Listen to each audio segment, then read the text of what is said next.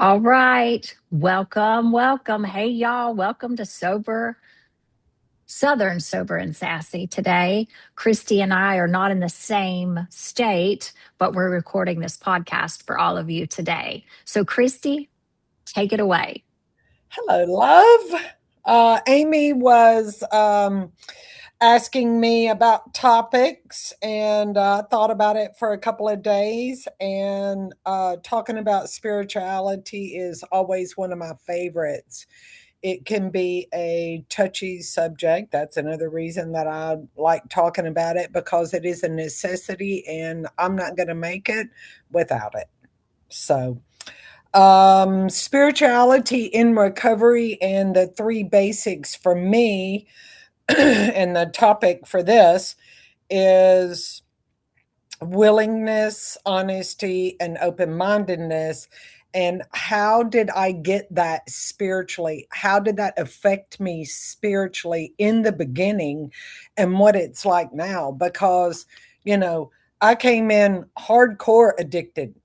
Early recovery sucked for me, man. I white knuckled it every single day. And there was an old timer, and she would sit over here and bark and say, "This is a spiritual program. This is a spiritual program. This is a spiritual program." And I just look at her and I'd be like, what does she mean by that? What does she mean by that? I was sitting there white knuckling it, knowing that I was going to go to the liquor store after that meeting. How do I not go to the liquor store? That's what I want to know. And she she would say, "It's a spiritual program." And I was just so raw and close-minded, unwilling, and dishonest that of course I was not going to get this spiritual part of the program because those three things blocked me from the spiritual part of the program. So I had to become honest, I had to become willing, and I had to become open-minded. So the willingness for me spiritually started on the turning point morning where I'd relapsed again.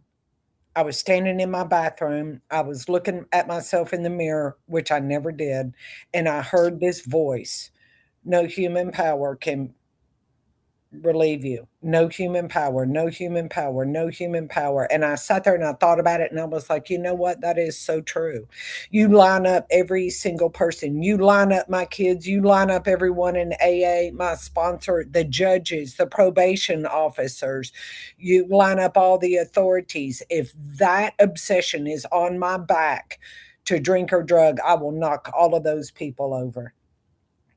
People cannot, they can only help me so far, but they cannot get me sober. And I went into my bedroom for the very first time. I got on my knees and I prayed to a God that I did not know. And I said, "I don't know who you are and I don't know how to pray, but these AA people tell me that I need you. Will you please help me?" And I got up off my knees and I went to my kitchen and I picked up the phone. Thank God my sponsor answered because she had just fired me the night before again. And she answered and she said, "Good morning." And I said, "I'll do whatever you tell me to do." And from that day forward, I have not had a drink or a drug. And from that day forward, I did what that woman told me to do, no matter what. No matter what. I did it mad. I did it sad. I did it crawling, screaming, hollering, cussing, and discussing. But I did the damn thing. I did it afraid. I did it with blind faith. I had no idea what was about to happen, but I did the dang thing. I did what she told me to do. So, in looking back, I did not have a big boom. I didn't have a big bright white light of godness coming in, and I didn't need to because I took advantage of a good thing. And God knew that. God said, "Your spirituality and your program of recovery is going to be a slow burn, girl. You're going to learn. Yeah. You're going to learn it slow, you're going to learn it hard, and you need to, because I was vain and I was arrogant, I was mean, and I was prideful. And so, anyway, in looking back, God planted the seed of willingness. He gave me just enough willingness that morning. Now, keep in mind, I was still dishonest and I still did not believe in him. Okay. But he did give me the willingness to at least do it. And I had to stop trying. There's a big difference between trying and doing. Absolutely. I had to stop trying and do. And when I got over there to the doing, that's when things really started to accelerate. Um, Honesty. I was honest enough to walk into Alcoholics Anonymous and sit down. I was honest enough to at least do that. As for the honesty of what I had done, I that was not all getting ready to come out of my mouth. Not my mouth, but the people in Alcoholics Anonymous would say for me what I was not willing to say for myself. For example, when women would talk about driving under the influence with their children in the car. That's still hard for me to say. But they would say for me what I was not willing to say yet. And I was like, oh, okay, they did that too. Or um, deserving of child endangerment, driving under the influence with my children every day. They would say things for me that I was not willing to say for myself, or hiding my alcohol here and there and everywhere else. I was like, man, I do that too, but I wasn't willing to be that honest yet. Um, so, bit by bit by bit, the rooms did for me what I could not do for myself yet. And they helped me to become more honest. Bit by bit by bit, I would say to my sponsor, I got something else to tell you. I got something else to tell you. I got another secret that I need to tell you, and it was, and she would just listen. And that's all she needed to do was just listen. And she would say, good job. She wouldn't say, oh my God, I can't believe you did that. She would say, good job. Got another secret? Let me know. Let me know. Let me know. It says admit. It doesn't say discuss. And so it just says admit the secret. We don't have to discuss it. It's just got to come out. That darkness had to come out in order for it to be dispelled, for me to get more light and to get more sunlight of this spirit and more God. So, bit by bit, I was getting this spiritual part of the program and didn't even know it. Didn't even know it. The God part, when I came into the program, I knew one thing, and that was that I was highly pissed off at God. That was it. I was mad at him. I was not raised Right. in the church. I did not know anything about God. Um, you know, it's either three parts. It's either you believe in him or you don't believe in him, or you're agnostic and you're riding the fence. I was one of those that I was riding the fence. But I was like 3 months in, and I was sitting on the back porch smoking a cigarette, and I sat there and I was like, I haven't thought about drinking today. And then I was like, I haven't thought about drinking yesterday either. And then I backtracked to the week before, and I was like, man, I haven't thought about drinking in like a week straight. And then the light came on. I was like, oh my God, the obsession to drink alcohol. I would hear people say that in the rooms, and I would think that that was total freaking bullshit. I did not believe that. But they had a level of comfort and security that I did not have. And they were very believable. Anyway, I sat there and I backtracked for that whole week and I was like, oh my God, this has happened to me. And call it a miracle, call it kooky. I don't care what you call it. I'm just glad that it happened to me. And by God, I picked up that phone. I called my sponsor and I said, I'm in. Give me. I want to grow. This is happening to me. Oh my gosh. Oh my gosh. Oh my gosh.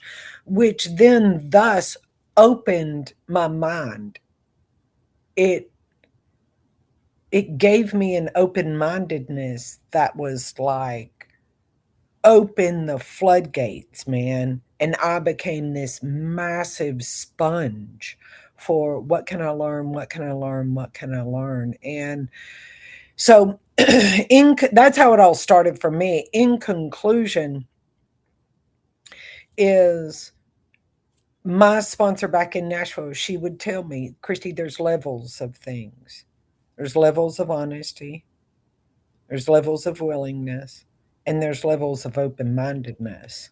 And as I have continued to walk with purpose through this program and not stop, I have not rested on my laurels in 17 years.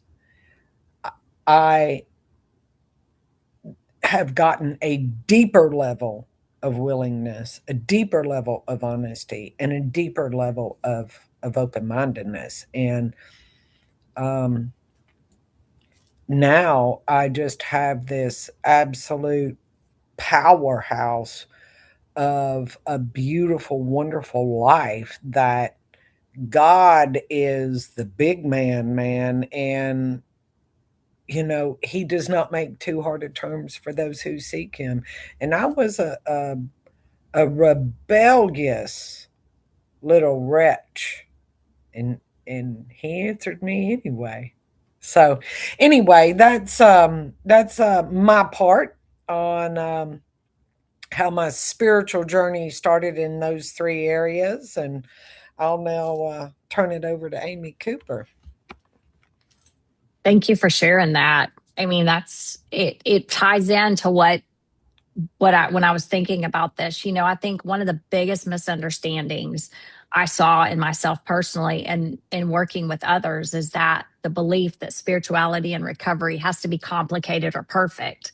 Mm. And we have to realize that it doesn't, because spirituality and recovery, just like you said, it doesn't start with some lightning bolt moment. It starts with quiet. It starts with when we tell the truth. It starts when we say, maybe my way is not working. It starts the moment we become just open enough to try something different.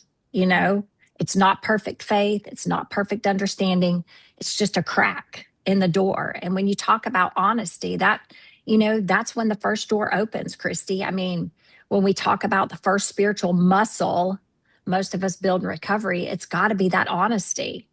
And Mhm. it's just not talking about lying to other people. It's about that gut wrenching honesty, like you said, with ourselves. The moment we finally say, I'm not okay, this is bigger than me, my life has become unmanageable, that takes courage, you Mm. know? And because a lot of us, for me, I lived in survival mode, minimizing, rationalizing, explaining things away. But honesty was where my fog started lifting, right? And spiritual growth, just like you said, begins the moment of truth when we enter that room. That door was Yep. open, that cracked door of AA, that cracked door of having a sponsor, that cracked door of treatment, that cracked door of detox, that cracked door of having that honest conversation, and we can see it, that spiritual growth. And it doesn't happen overnight. And why would we want it to happen overnight? Because I think we would take for granted. We would take it for granted. It's not Yep. perfect.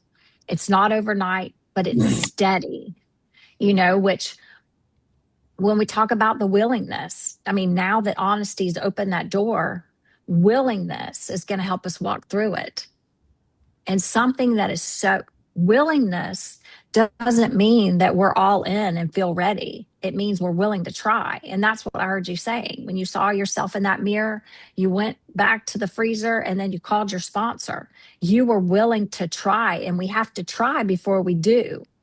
Willingness may be like, I'll go to a meeting, but I don't want to. I'm going to call my sponsor, even though I'm uncomfortable. I'll take the suggestion, even though I'm judging that person that's spitting out those words. Willingness. Yeah. I mean, y'all, willingness is a spiritual movement because it's the action of a direction of healing, even though our emotions haven't caught up with it. I mean, especially with when we work, Kristy, with these families, growth doesn't begin when people feel confident about what they're doing with the boundaries, setting the boundaries, or even individual recovery. Growth doesn't begin when we walk in the doors of treatment. Growth doesn't begin when we walk into the rooms of AA, nor does it begin when we walk into detox.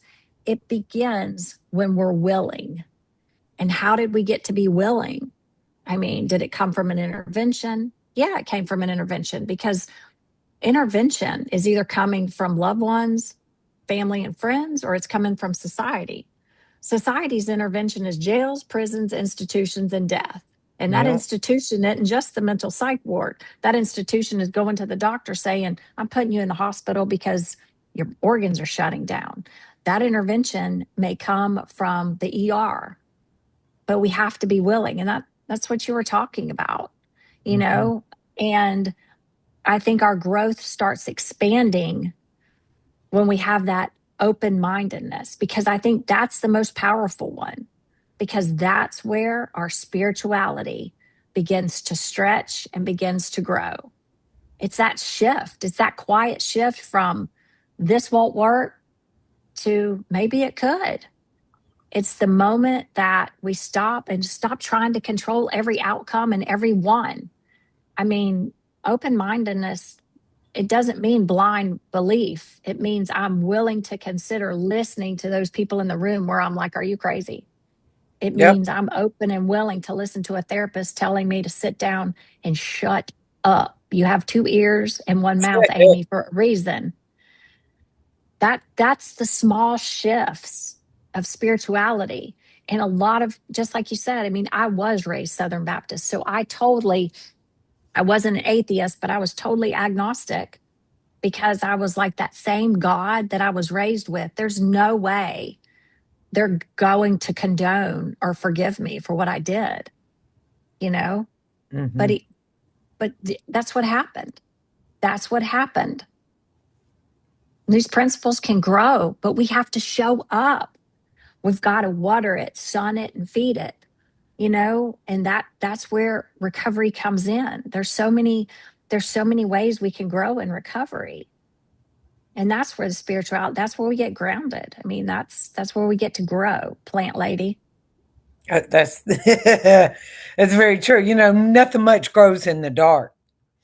That's right. Nothing much grows in the dark. And something else that kind of came to mind, and I don't like talking about the negative part, but I'm gonna just pinpoint it just for a second and then go back to the positive.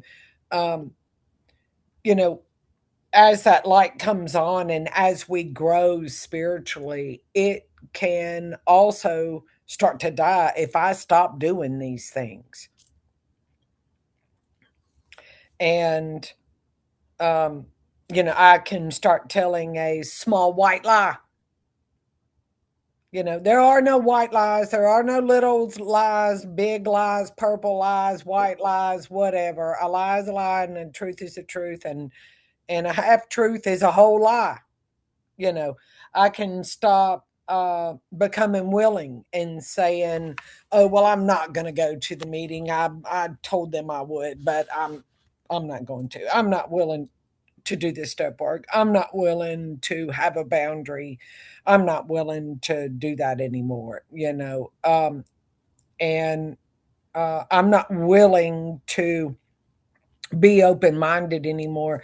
I'm good. I've got this. Famous last three words. I've got this, and we start to backtrack, and the dark starts to take over the light, and you know, we'll drink and drug again. I believe that book where it says, this is what will happen to you if you do these things. You will have a beautiful, wonderful life. It also says, this is what will happen to you if you stop doing it. You will drink and drug again. And I have witnessed that in so many of my relationships in recovery. And, I am,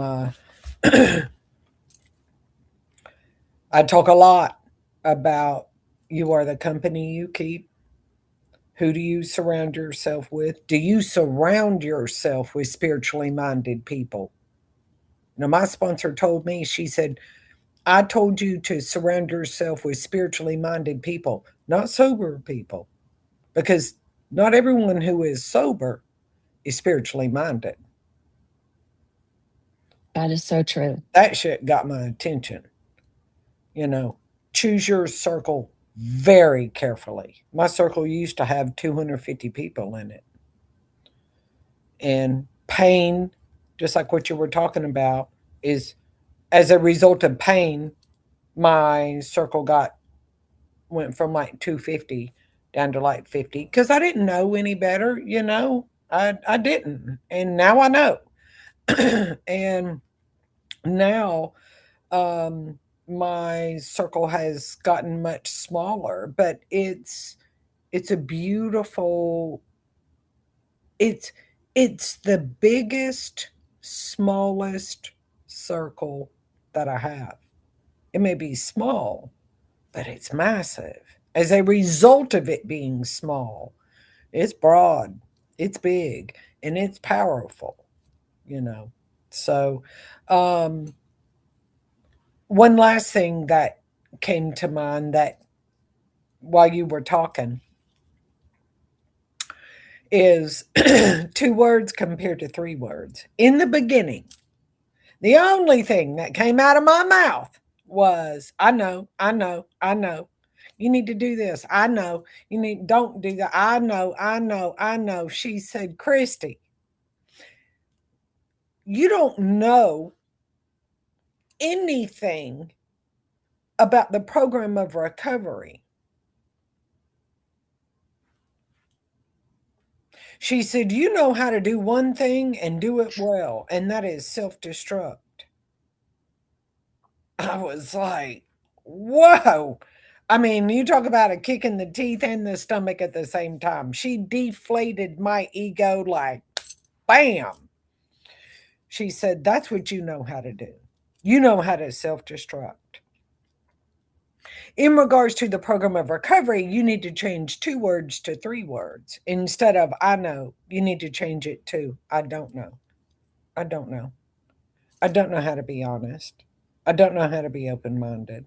I don't know how to be willing. And I don't know how to live a life of spiritual principles. That'll sit me back in my chair real quick. You can't teach a know it all anything. Can't teach a know it all anything. I know, I know, I know. She said, no. Change I know to I don't know. You'll either be humble or humiliated. Unfortunately, I learned through humiliation. And, I got several servings of humble pie. And it set me back in the rooms of Alcoholics Anonymous. And there were several old timers that told me to shut my dumb ass up. So, and I deserved it. AA, NA, OA, ZA, whatever the spiritual program is, demands respect. You can dislike it, but you're not going to disrespect it. I was like, whoa. So, yeah, I had Yeah, they I had to become humble. yeah, because they came before us. Right. Bill W. and Dr. Bob, they shared their experience, strength, and hope. We can follow it or we don't have to. I mean, we have free will, but spirituality ties in to the fact of I do have free will, and that free will is going to direct me to listen to those who have walked the road before me. Doesn't mean Mhm. that every single thing they went through I can relate to, but I can relate to a lot of the similarities. And that, Kristy, is what kept me frustrated. And we were talking earlier today. That's what's kept me frustrated at times, even going to meetings, right? Because we see different meetings, or we go to different meetings, and we're that grandiose is this is the way it needs to be. Who am I? And that just hit when you said that. Who am I to tell someone how to run a meeting? What the, I mean, well, who am I? So I'm going to keep coming back, because if I don't keep coming back, I won't celebrate another year of recovery. I Right. have relapsed so many times with my behaviors. And, you know, and I haven't picked up, by God's grace, because in the longer I get to live this life, I realize, and I'm able to catch that spirit, that spirituality taps and says, "Oh, wait a minute about that behavior. What it just came out of your mouth?" And I'm able to pause. And just talking about that circle being small is knowing that I built that trust, because for me to have trust in others, I have to be trusted, Yep. you know? So that's that.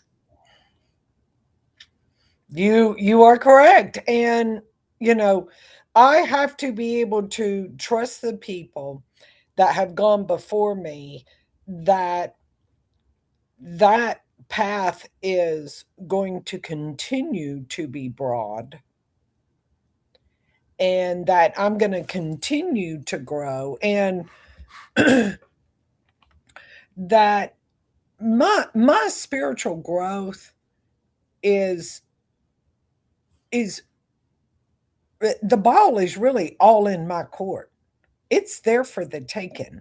We serve a God or a higher power that has all power, not some. And I can tend to forget that. And I'm like, oh, hold on a minute. See, I would pick and choose what I would let God help me with. I'd let him help me with the alcohol and drugs. Oh, but I got this work thing, or I got the kid thing. I don't need his help with the children. I don't need his help with work. No, and of course I would fail utterly at it, and then I'd be like, all right, I'll let him help me with it. And anyway, in conclusion, is God is like this huge umbrella, and he wants all of me, not some. And I want all of him, not some. And he wants me to share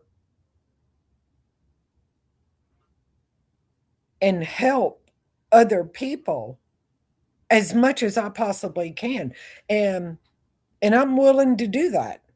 I'm willing to do that. And that's why I do this podcast with you, is it helps me and it helps you, but it's not about you and I getting on this podcast and doing this. It's about Yeah. helping other people.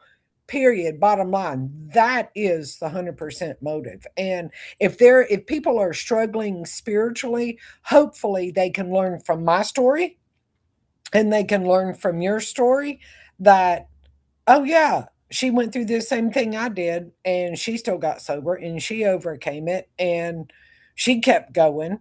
And yes, I do want all my blessings, not some. Yes, I do want all of the abundance and the good life that God can give me, not some. And more than anything else, yes, I am still willing to stay sober no matter what, no matter how much time I have or don't have. I am still willing to do the dang thing. So there we Good go. stuff, Kristy. We could just keep going on and on and on and on. There's got to be a I know. stopping point. So I'll hush now. So we want to thank everybody for listening. Please share this podcast. If you want to, if you have someone that's struggling or if it meant anything to you, please share it. We have our YouTube channel, which is Pursuit of Recovery. It's on there. The podcasts from day one are on there. And we really appreciate your support. And cheers with the coffee to everyone. And we're going to see you next week. And we hope you have a fabulous day. All right. See y'all. Bye. Bye.